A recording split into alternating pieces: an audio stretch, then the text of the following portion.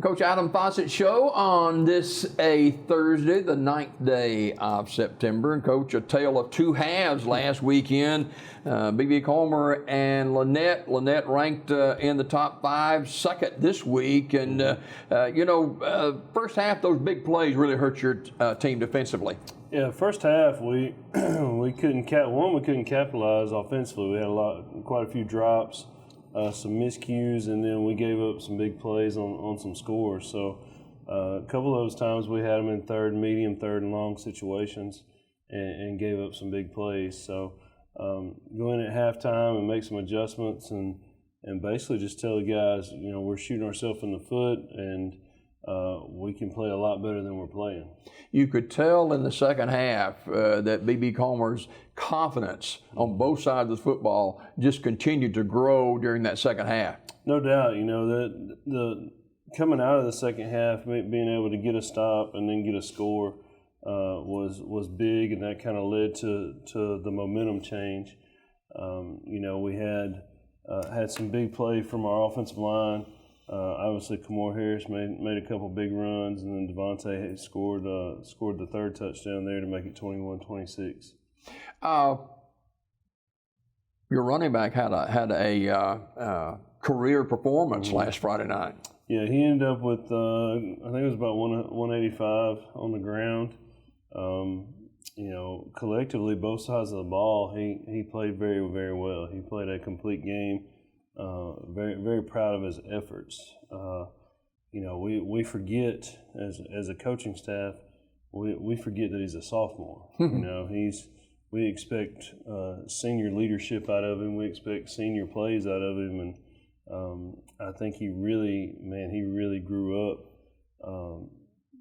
especially as a field leader on Friday. So some of the seniors were telling me during the week that Kamor was getting them lined up on defense and talking them up and coaching them up and kind of being that team player that we need out there. So that's huge. Harris with 2 big runs for long touchdowns. The first one in the first half to get the Tigers back in the football game. In the second half, now, Lynette is a solid football team, and they've won more than one state championship in 2A, and they got a big physical football team. But your offensive line really moved them off the ball in the second half. Yeah, we did a good job in the second half. I thought we played well. We had a lineman that came out of the game, and Brandon Blankenship had to come in and play center. He played well against a really good, really tough nose guard that they have. He came in and played well for us and did a good job. And then late in the game, especially in the fourth quarter and at the end of the game, we had another lineman come out, and a young man, Omari Wells, came in for us. And he's a kid that we've been saying, you're the next guy up. And Omari's a sophomore, and he's one of those guys that we got to depend on in the future. So he got some quality snaps and did some good work in there. But, I was very proud of our efforts overall. And at the end of the night, when you come up short like we did, you as a coach, you kick yourself for it. You had health issues coming into the football game at quarterback. It didn't get any better as the game went along. Yeah, turned ankles will get you every time. So. But both of those guys, Devontae and Devin, are both better. They've been icing. They've been probably their ankles have been iced more this week than they probably have in their entire life. So plenty of ice, plenty of mobility, and getting them healthy, and just kind of taking it easy at practice. That's when you're coaching small school football, you got to be very creative and very smart about practices, and you've got to get better, but you can't risk getting anybody hurt. We have full contact practices, but we try to be very, very smart about how we practice. Weimer with 3 extra point kicks last Friday night, and you're talking about a great story. That's a great story. No doubt, he just keeps impressing. So. And he also had to come in because when Drew went out, when my center went out, Noah had to do kickoffs too. And he's not a big guy either. No, and so the first kickoff, I tell Noah, don't kick it to one. Do not kick it to one. You kick it down this sideline, and the first thing he does, he booms it to one.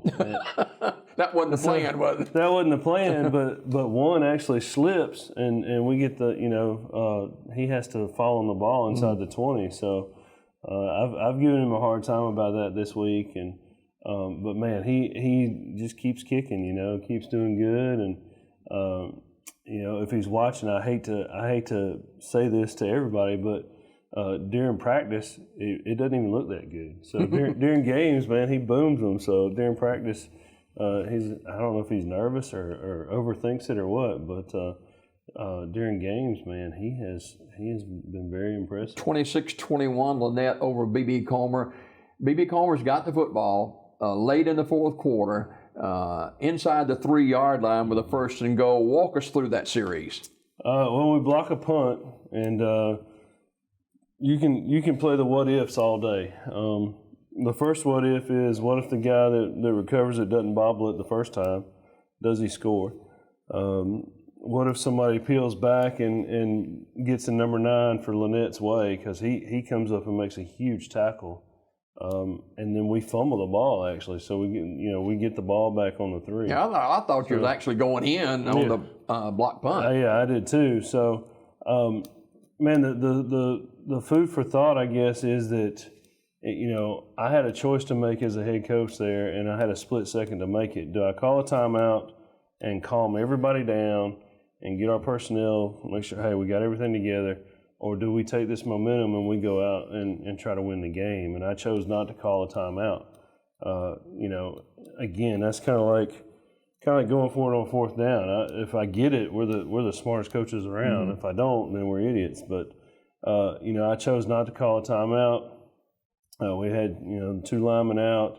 One of our other big time guys, Adam Odom, who played a sniffer back for us and blocked his tail off all night. During the block punt, he cramps up, so we don't have him personnel wise. It was a conglomerate of things, and Lynette just bowed up, and they were better than us during that time. They stacked the box. We've seen, in watching film, I can give you 10 plays that I wish we would have ran instead of the 4 that we did. So, again, and I told the guys at the end of the night, when we came in the locker room, one thing that resonated is our guys, and it was led by Zach Carpenter. He was just telling everybody, hey, keep your head up, which is true. There's a lot of football to be played. We came back and played well. We recognized mistakes that we made. And then when I went in, I told them right off the bat, hey, I apologize because we made mistakes as a coaching staff. And that's and you caught a little flack this week. Oh, yeah. And you catch a little flack about that. And that's I've had people contact me about it, and they're like, hey, don't worry about it. Man, this team's still special, and things are going good, and so forth and so on. And it's not about me. It's about the kids hearing stuff over and over again. If the kids are hearing negativity and negative, and especially on a 3-day weekend, if they're hearing negative Friday night, Saturday, Sunday, and then Monday, and before they come to practice, it's going to take me half a week to get that negative out of them. And we've got too good a thing going. We've got too good of kids and too good a team for that negative to be. Let's face it. You lose to an unbeaten top 5 ranked Montgomery Catholic. You lose to a second ranked Lynette in 2A, and here you are 1-2. But that's pretty high cotton you're playing in right there. Yeah, no doubt. You got to look at quality of opponents. If you look at what Montgomery Catholic has done since they've played us, they've scored 50 to 60 points every week. They put up 65 or 67 on Dadeville and shut them out. So, and Dadeville is no slouch. No, Dadeville's no slouch, and that's Dadeville's in their region. So, for us to be where we are, I think everybody. A lot of people look at records. A lot of people look at, well, they were 9-2 last year, and they've already lost 2 games. Well, we've lost to Lynette, who we lost to 30-0 last year. We go toe-to-toe with them 26-21, and we lost to the 3A state runners-up. And I would be very shocked if Montgomery Catholic's not back in it again this year, just based off of how well they're playing and the guys that they have on that team. So we're 0-1 in the region. That's not where you want to be, but there's still a lot of region games left. It starts tomorrow night again.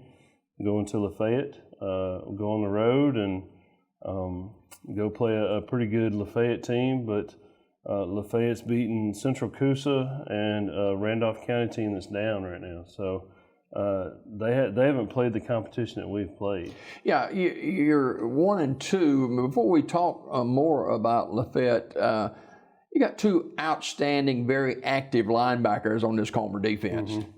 Yeah, no doubt. John Murphy and Kamor Harris do a great job for us. John's a veteran. You know, he's a senior. He's been there for since I've been there, and been through even going up through the system. Played youth ball and Pee Wee and all that. So John's one of those guys that it ain't always pretty, but he gets it done. You know. He helps us out offensively as well, and in our big sets, and does some blocking, and he doesn't get to tote the ball very much, but he does block some for us. He made a block yesterday in practice, and I told him, I said, that's the best block I've ever seen you make in 4 years. So, but man, he does a good job of just getting in the mix, and he was a big factor Friday night. Man, we would send him, and he would stir everything up in the middle. And it was almost a good 1-2 punch, because he'd stir it up and then Kamor would find the ball. And some of Kamor's tackles were because John flushed the guy out of the pocket or changed the path of the back. So talk a little bit, Coach, about, you know, you're coming off a tough region loss to Lynette, and you're right back in region play against Lafayette. Concerned about BB Comer having the after effects of the loss to Lynette, or does this team realize, hey, we got a big region game and we really need to win this one? I think we realize it's a big region game and we need to win it. It's one of those ordeals where our guys are mad. You know, they're not happy with how things went down, and they're ready to get back on the field and play. That's the toughest part. Again, when you're at a program long enough, you want that program to have your identity, and I think my identity is rubbed off on them as far as working hard. I want a physical team. I think we have gotten more physical every year, and the impatience part. Like we're impatiently waiting for Friday. You know, it's the Monday through Thursday grind is necessary, but man, we want Friday to get here so bad we can't stand it. So I think we are impatiently waiting for kickoff. Talk just briefly about, you've seen tape on Lafayette. What concerns you, catches your attention about them? Offensively, they're going to get to the edge. They're going to try and get sideline to sideline. They've got a couple guys. They've got one lineman up front that's a big fella. He moves pretty good, but he's also a telltale sign. He's going to take you to the ball. So if you find him, you're going to find the ball. They have a back that apparently transferred in from another school last year, and he can fly. He's pretty good, but if you contain him and tackle him early, he's kind of a momentum guy. So if you take that momentum away, things aren't as good as they are when he's running wide open. Defensively, they are all over the place. That's been the hardest thing this week, is to prepare for them and what they do defensively. So there's not really a scheme. There's not really a strategy. They line up probably 7, 8, 9 different ways. Sometimes it makes no sense at all. And that's why I've told our guys, look, based on our game plan, they may dial into it once or twice, and if they do, we get a no yardage gain and we line up and play again. But our goal is to see what they're doing and put the best play out there for you. But we may not have that based on how they line up, and that's tough. Like it makes it a lot tougher. for us up front, our offensive line, they have rules in place, so that helps out a lot. But when your rule is gap down backer and there's two people in your gap, I get that turn around at practice look like, Coach, there's two of them. What do I do? Well, you block both of them, So, but it makes it a little bit tougher. But, man, I'm happy with our game plan. I'm happy with our energy. And, man, I'm ready to get on the bus and head down there. All right, B.B. Comer and Lafayette, Q Region matchup on the road. Coach Adam Fossett, our head football coach and athletic director at B.B. Comer. Coach, always a pleasure. Thanks for coming, and good luck sir. Friday night. See you next week. Yes, sir. Thank you. More Daybreak just ahead. Don't go away.